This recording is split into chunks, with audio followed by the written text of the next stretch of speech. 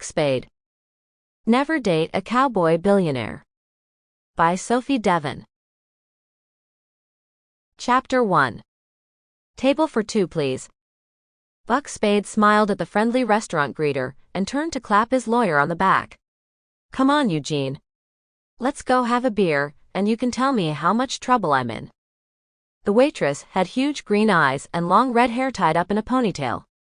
She smiled back at him, and he got a glimpse of dimples before she turned to lead the way to the private dining room of the brand new Stonebridge Steakhouse.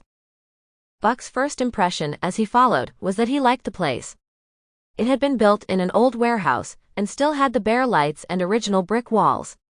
Somewhere in the main dining room, somebody was playing a piano, and the sweet scent of grilled steak made his stomach growl.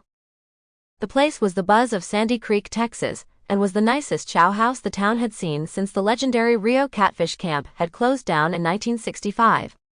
The new place felt fun and inviting, and since he was being sued at the moment, Buck figured he could use a little loosening up. Buck caught the waitress's eye again. Her eyes were the color of the Texas sky on a hot summer's day, and her gleaming hair was the most luxuriant red he'd ever seen. He'd say she was in her late 30s, maybe 40, but she was better looking than most women half her age. Eugene's harassed voice yanked his attention back to the present. Buck, I'm afraid the news isn't good, he fretted and mopped his brow with a handkerchief as they walked into the private dining room. Buster Hogan is claiming senior water rights to the Big Sandy. Buck sat down at the big table and snorted, That's ridiculous. Would you like a drink menu? The redhead suggested and clasped her manicured hands together.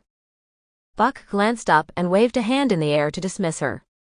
No, thank you, he muttered abruptly. We'll order in a little while. We need to talk business right now. She arched an eyebrow, but he didn't see any more of her reaction because he turned in his seat to tell his lawyer, You can tell Buster that he ain't gonna get one drop of water from the Seven, and that if I catch anybody from the Lazy H on my ranch, trouble is going to be an understatement. His lawyer set a briefcase on the dining table and opened it. Here's the complaint, he sighed and handed Buck a sheaf of papers. Buck is claiming senior water rights to the Big Sandy. He says that your grandfather sold the rights to his father. That's a lie, Buck fumed. Our father hated Old Man Hogan. Old Man Hogan was an even bigger idiot than Buster. That may be, Eugene sighed, but their lawyer has documentation. It's attached at the back. Appendix A. Buck flipped through the sheaf of papers and dug a pair of glasses out of his shirt pocket. He stared through them in Sample complete. Ready to continue?